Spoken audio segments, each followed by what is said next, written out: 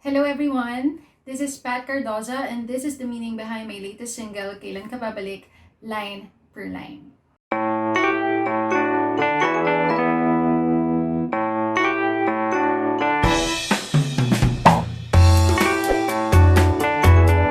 So before we start, I would just like to give you a very brief background about this song. Sinulat ko siya 9 years ago pa and this is based on my own experience. This song talks about a person who waits patiently for her special someone, although she knows that there is a possibility na hindi na siya babalikan ng taong hinihintay niya. The words and the lyrics that I used for this song are quite simple and easy to understand.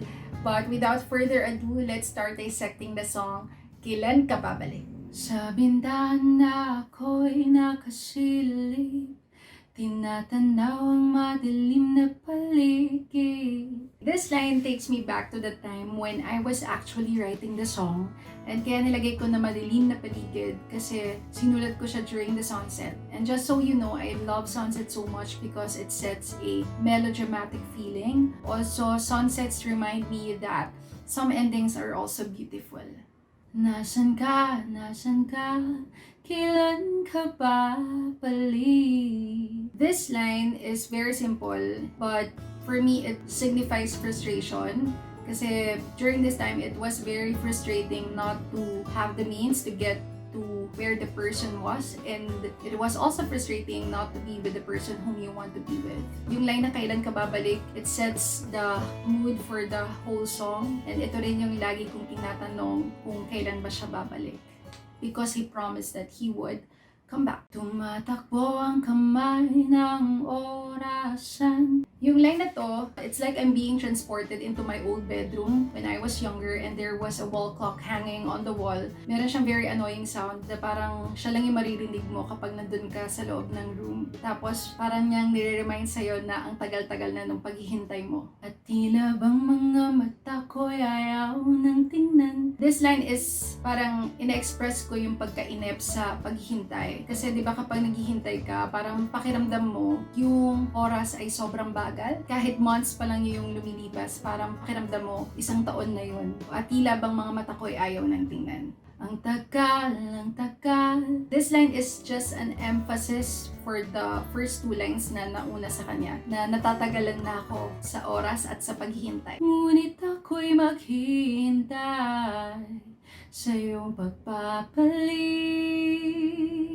Yung line na to, ito yung pambawi. So kahit na dito pinapakita na kahit mahirap maghintay, kahit matagal ang paghihintay, I would still endure the pain of waiting because I always believe that love is like that. Love is patient. At kung maisip man ako, kaya siya may at kung merang sound of doubt because during this time, I felt like the person was already starting to forget about me or forget about us, and I wasn't sure if I was still included sa mga plano niya. Sana'y maramdaman ng puso mo na ikaw o ikaw ang lagi kong inaasam. Yung line na to, it's very simple. It's just a wishful thinking. I was hoping that the person would feel in his heart that I was still waiting for him and he was the one that I wanted to be with. At kung malayo man nang abutin, nangawit kong kulang sa pansin. Yung line na to, ito yung isa sa pinaka-paborito kong linya sa song kasi it's like a prophecy para sa kanta. Would have thought that after 9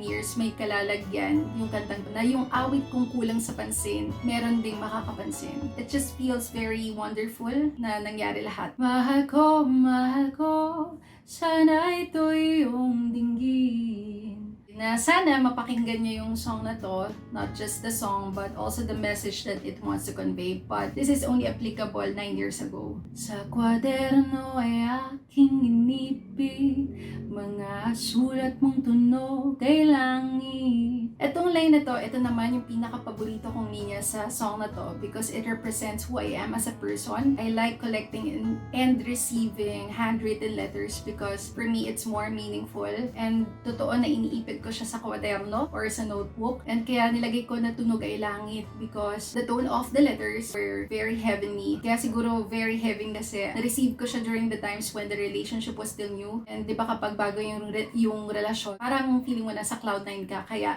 langit yung ginamit ko na word. Di na ba, ito muling mauulit. Yung line na to, maybe I was longing for that person to repeat the same gestures that he did during the time na bago pa yung relationship. And maybe I was also longing for attention and affection kasi the relationship was already starting to become dull. And I felt like the person was already falling out of love. Mga pangako mo'y aking inahagan. Yung line na to means that I was holding on to his promises. At bawat luha ang patakay tila ulan. Dito, luha ang patakay tila ulan. Ibig sabihin sobrang dami kong iniyak. My heart was in despair because it was the first time that the person broke my trust. Kasi hindi ko rin akalain na it would happen. Kaya yung heart ko was in despair na lahat pala ng paghihintay ko ay baliwala. So I was literally waiting in vain. Dapat pa bang maghintay sa iyong pagbabalik?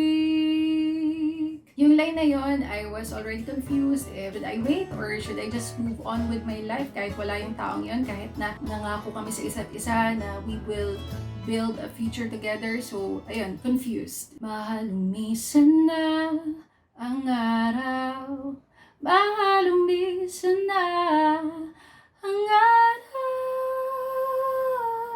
Yung line na to, twice ko siyang inulit because dalawa rin naman yung meaning niya. Yung una is very literal. Mahal lumisan ng araw means wala na, tapos na yung sunset. And yung second meaning niya na mahal lumisan ng araw, it's more of an idiomatic expression. Mahal lumisan ng araw means there was no more light shining on us, and just like the sunset, the relationship is bound to end. So that would be all. I hope you enjoyed dissecting the song with me. Please do not forget to listen to my newest single, Kailan Ka Babalik, out now in all digital music platforms. Thank you.